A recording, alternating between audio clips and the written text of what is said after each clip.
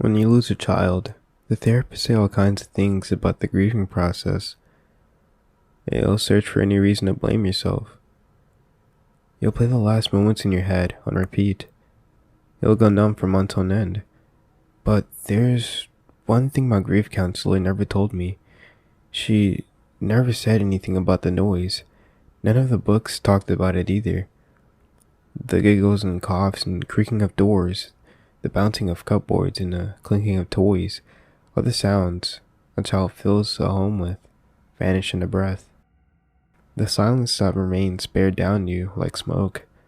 It suffocates you. Sometimes it kills you.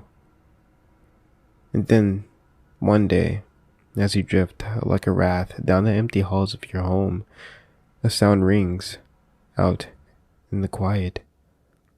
Sometimes it's a sniffle. Sometimes it's a little footstep. Your brain dismisses the noise because it's so familiar, so commonplace. Then, reality catches up and reminds you that your child is gone. I was in bed the first time it happened. A faint yawn stirred me up from my sleep. I ignored it and rolled over, knowing it was just Sophie in her room nearby.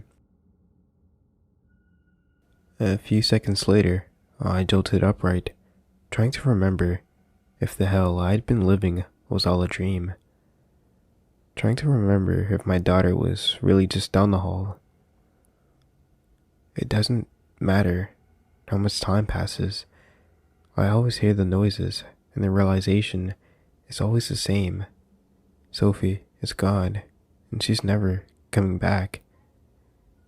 Some part of my brain just can't let her go, and fills the vacuum of her absence with fleeting signs of life.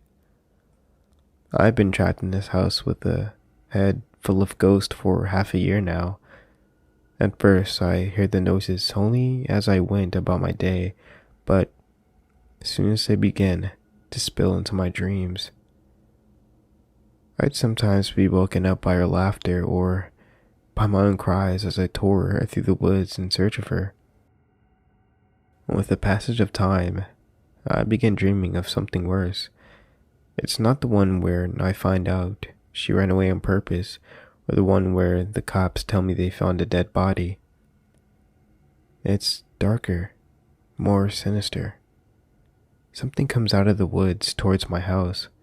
It comes at night and looks up at the windows. I always know what it wants.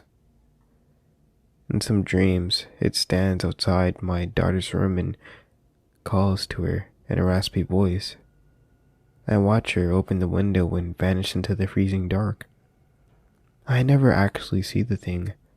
I always scream myself awake the moment it turns to look at me. I'm afraid to sleep. I spend almost no time in my bedroom. Instead, I try to nap in the living room with music playing, or I try to get work done in the downstairs office. Then, a week ago, I heard it while I was awake. A strange noise somewhere outside. It crackled like a branch snapping or fence breaking. I grabbed a flashlight and my father's old car and stepped out into the cold. My property spans a few acres, and the far end of the yard backs up against thick woods. A while back, an old couple driving home from church claimed they'd seen a girl matching Sophie's description. They saw her walking towards the forest, but nothing ever turned up. I circled my house, but I couldn't locate the source of the noises. It happened again for 3 consecutive nights. On the last, I was ready for it. I threw the back door open the moment the crackling arose.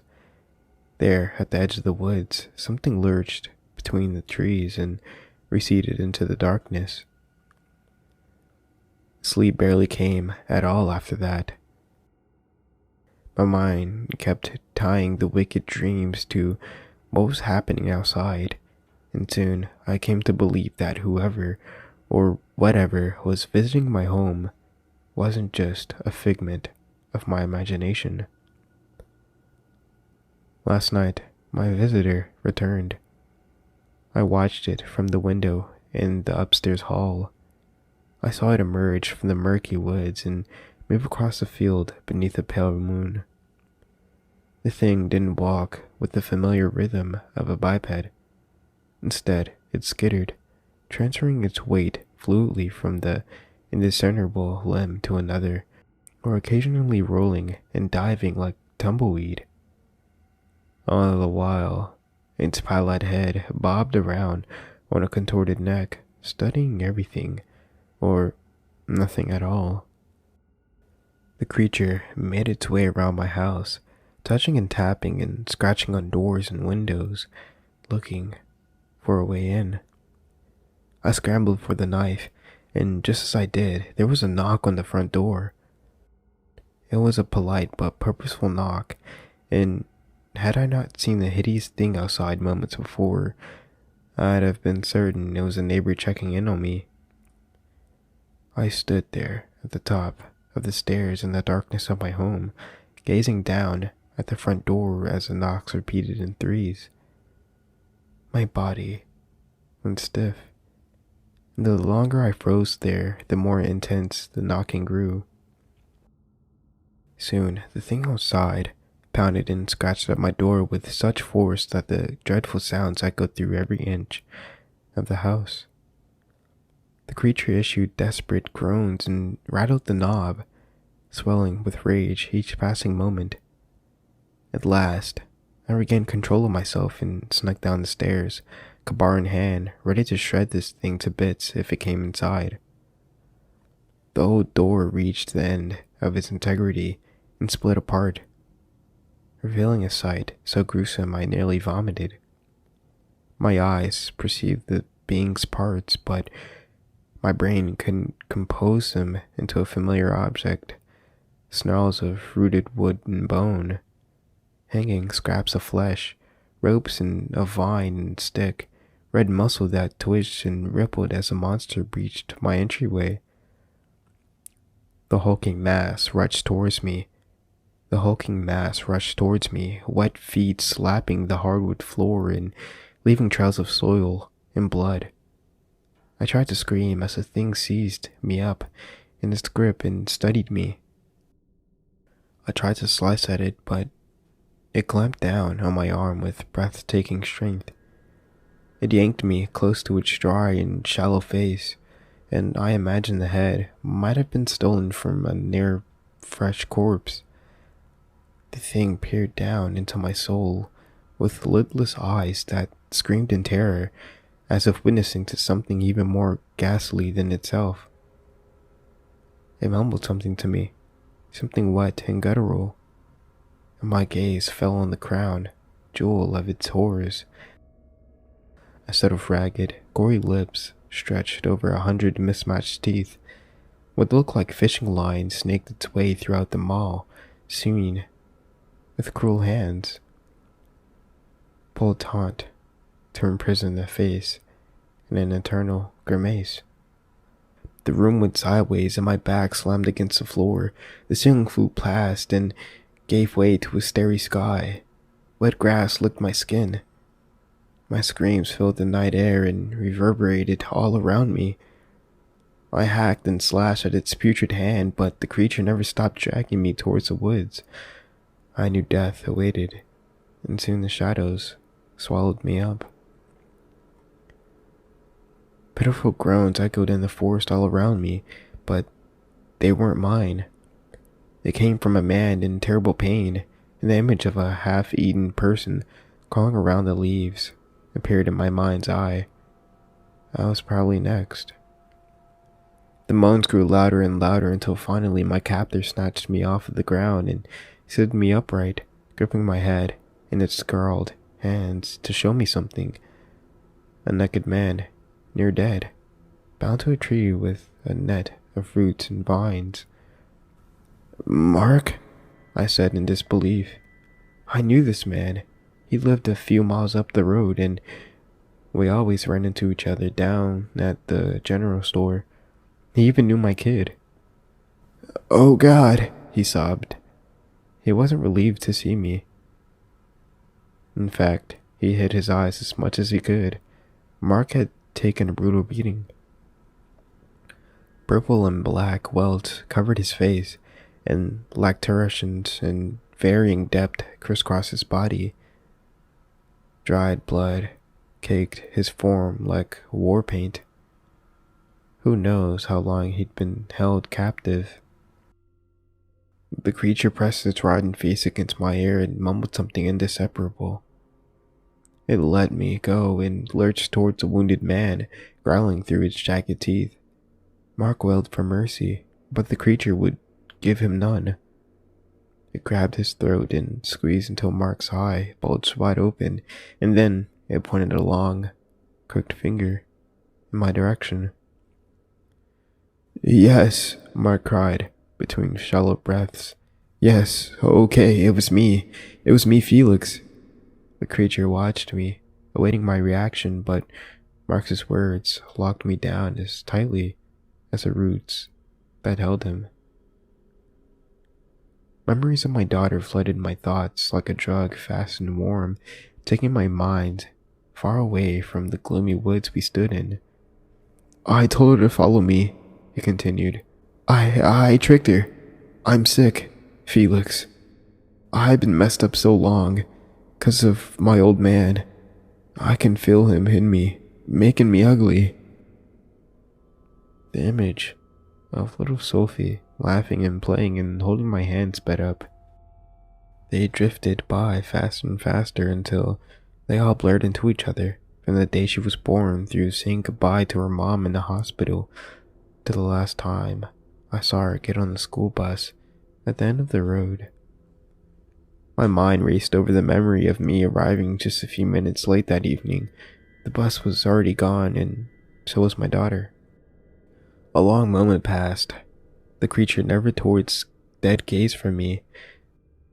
Then, the only words I could find came slinging out of my mouth in a meek whisper. "She trusted you." Hearing those words out loud ignited hellfire inside me. My reason evaporated and inevitable hatred settled over me like a fog that snaked between the trees. I charged at Mark, Kabar in death grip. I wanted to bury it in the mouth he spoke to my child with. But before I could reach him, the creature intercepted me and stopped me dead in my tracks. It pried the knife from my hand and flung it into the woods. It peered into my eyes. I stared into a face transformed by death, and yet I could see it come alive with sorrow. It looked as revolted as I felt. What this being knew of human ethics was insurmountable, but it seemed to understand the situation in a natural context. The man was a predator, and my little girl was a prey. And it seemed to detect that this sort of hunting was not the normal order of things. The man wasn't hunting to eat, but rather to satiate a darker sort of hunger. The creature released me and pointed to a nearby tree. At its base lay a white bedsheet, likely taken from the clothesline of a nearby farmhouse. My eyes moved over to the contours of its surface, tracing the gentle features of a child's body. My heart collapsed into a black hole. My chest nearly caved in with it. At this time, I had said it worse to have a missing child dead. All this time, I had said it worse to have a missing child than a dead one, because in death at least you have an answer. But the moment Sophie's shape registered in my head, I'd have been given anything for her to go back to being a question mark. The creature pointed back the way we had come, back to my home. Then it reached up to its horrid face. It tore at the wire that had sealed its mouth and snarled when the ragged lips came free. It returned to Mark and grabbed his throat, as it had before, but this time it thrust its face against his. Horrified shrieks rang out in the woods, followed by the sickening sounds of flesh splitting away. It looked back at me, gagging, on the tongue it had stolen from the man until finally the appendage slipped into place. The creature then said, "Leave." I ignored the lightning bolt of pain that arched between my head and chest and scooped up Sophie's remains, bedsheet swaddling her in tiny form. Mark's house followed me to the edge of the woods, then cut out abruptly as I stepped into the field. The walk home was a solemn one, guided by the fire of a crescent sun. I broke ground just beneath my bedroom window and dug into the daylight, reached the western hills. By the time I patted the last heap of dirt into the Sophie's resting place, the shadows had vanished from the edge of the woods. Spar one. It loomed for just a while, then receded, never to darken my field again. In time, the sounds that had once haunted me receded too, and I could finally grieve in peace.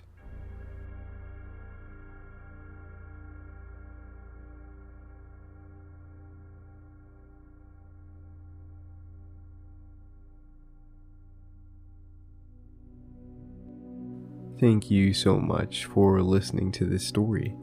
I hope you guys enjoyed this story for today.